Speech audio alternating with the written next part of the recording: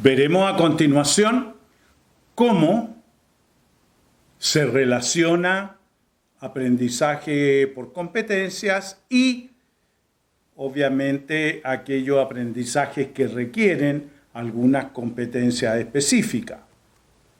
Entonces, se subentiende que ya hemos dicho, el tipo de competencia está definido por la actividad que usted va a realizar. Y aquí he seleccionado algunas que tienen que ver con la efectividad de las competencias, ¿no?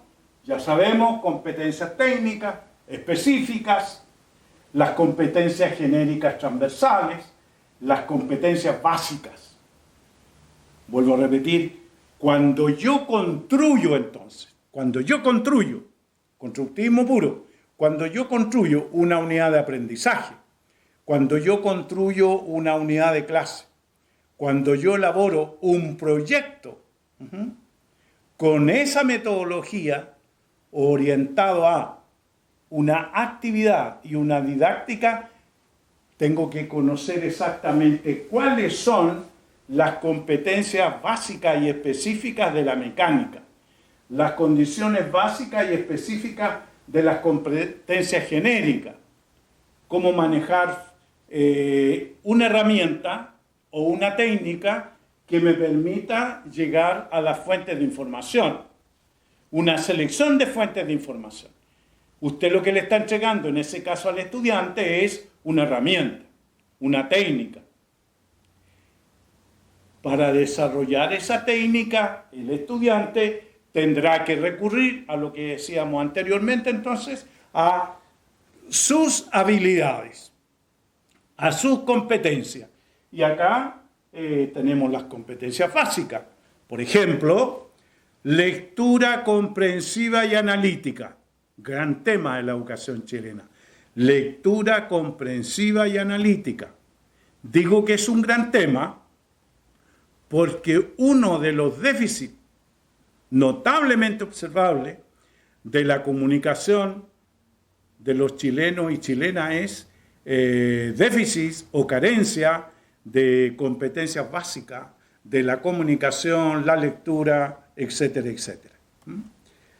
¿Qué será una competencia básica? Entonces, para tenerlo claro, asociada a conocimientos fundamentales y que generalmente se adquieren en la formación general y permiten el ingreso al mundo del trabajo. Leer, escribir, comunicación oral o escrita, cálculo básico, matemático, geométrico, etc. Competencias básicas. Recurre el profesor a lo menos a una, dos o tres competencias básicas que se requiere para elaborar un plan estratégico de aula orientado por, ya dijimos, los estilos de aprendizaje de los estudiantes, que ya los vieron ustedes, se refieren a las competencias que ellos poseen.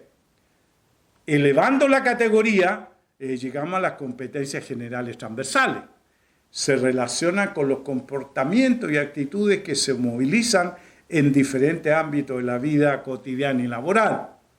Trabajar en equipo, negociar, trabajar en libertad y autonomía.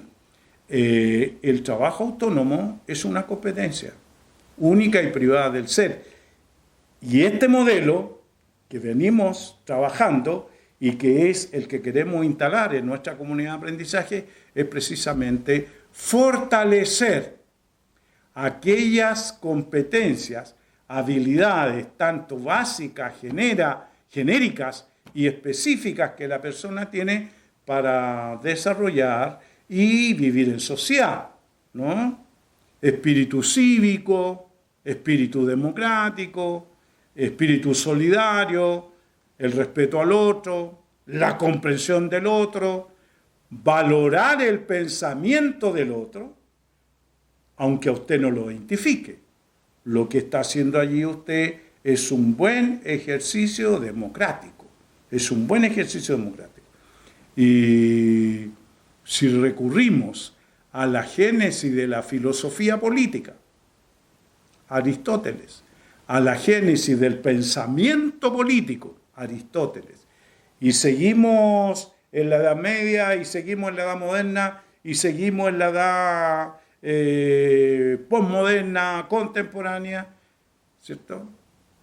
La política, que es el arte de gobernar, implica necesariamente entonces cómo a través del mundo, de distintas doctrinas, de distintas convicciones, de distintos principios, se articulan entre sí para generar este espíritu democrático, este espíritu cívico, que mucho nos hace falta, sobre todo en la sociedad que estamos viviendo, porque de repente uno escucha, sociedad en crisis.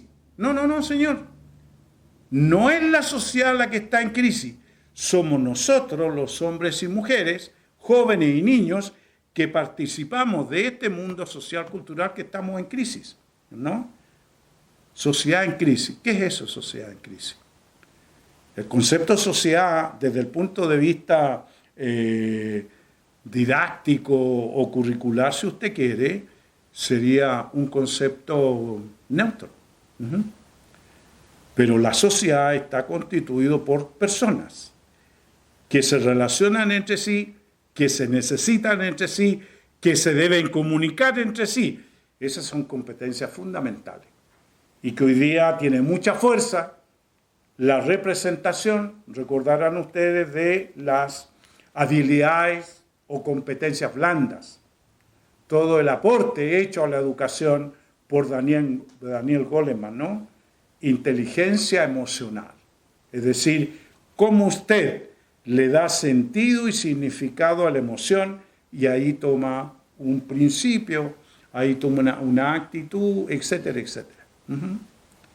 Cuando usted dice, por doctrina y por principio no miento, sería un absoluto, lógico, ¿no? Lo que uno debería decir, yo, por doctrina y por principio, trato de no mentir. Porque cuando dice, yo no miento, estaríamos recurriendo a una figura lógico que es de pluscuamperfecta. Yo no miento. Si usted no miente, tendría la figura del hombre perfecto. Y acuérdense que los seres humanos del mundo no somos perfectos. Sí somos perfectibles. Por lo tanto, en la búsqueda de esa perfección, usted está en la idea de la construcción personal, íntima, de doctrinas, principios y convicciones. Lo que sí está claro, cuando uno escucha o uno sostiene, ¿no? Los principios no se transan, porque cuando usted transa los principios, se está en alguna medida negando a sí mismo, ¿no? Los principios no se transan y los principios no se construyen en 24 horas tampoco. En la gráfica hablábamos de las competencias técnicas o específicas que se relacionan directamente con aspectos técnicos vinculados con la ocupación, el trabajo y que no son tan fácilmente transferibles a otros contextos laborales, ¿no? Experto en frenos. Si usted tiene un problema con su auto, lo lleva a experto en frenos. Si usted tiene problemas eléctricos en su auto, lo lleva a un taller experto en electricidad. Si tiene problemas X, lo lleva a alineamiento. Pero de pronto llega a un taller donde hacen de todo. Hay experto en frenos, experto en electricidad, mecánico, etc. Sería bueno que usted, validando las competencias, entonces usted lleva a su auto y le dirá, ¿cuál es la competencia principal del eléctrico que usted tiene aquí? Y don José le dice, yo soy un mecánico con su overol lleno de grasa. ¿Cuál es el experto que usted tiene en freno? Y este señor te dice, yo soy. ¿Cuál es el experto que usted tiene en refrigeración? Yo soy. la reflexión racional que uno hace, ¿será tanta maravilla? ¿Será tanta maravilla? Al igual entonces que la modalidad de expertise en un área específica se requiere competencia específica. Una recomendación, alguien dirá, puedo llevar mi auto, miren qué interesante, a la especialidad de mecánica de automóviles que tiene nuestro colegio, porque aquí tenemos una especialidad de mecánica, ¿no?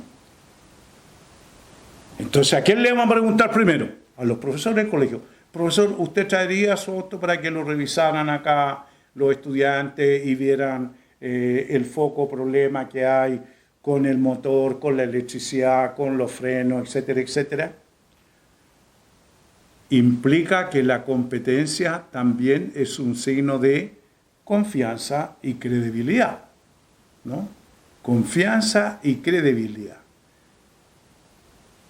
El sujeto ha llegado a ser experto en freno con una formación teórico primero, con una formación práctica luego y el mundo del trabajo.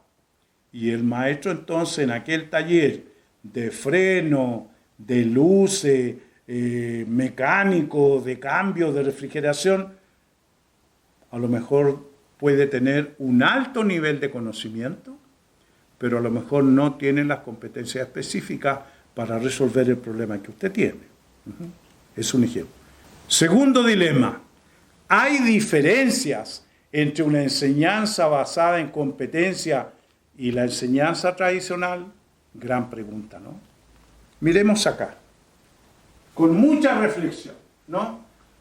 Proceso de enseñanza-aprendizaje que contribuye al desarrollo de los conocimientos y la generación de habilidad y destreza y que además promueve, ¿no?, en los participantes las capacidades para aplicarlos y movilizarlos en situaciones del mundo real, cotidiano o de trabajo, habilitándolo para desarrollar sus competencias en diferentes contextos y en la búsqueda, como lo dijimos en la introducción, en la búsqueda de problemas contingentes y emergentes.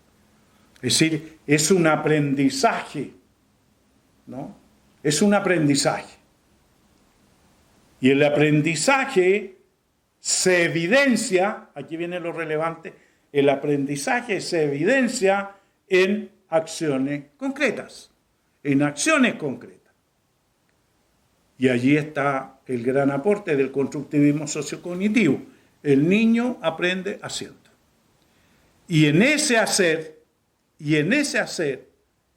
¿no? Y en ese hacer él va a aplicar, primero, los conocimientos entregados por su profesor, los organizadores previos que él ya tiene de la clase anterior o las unidades de aprendizaje precedentes.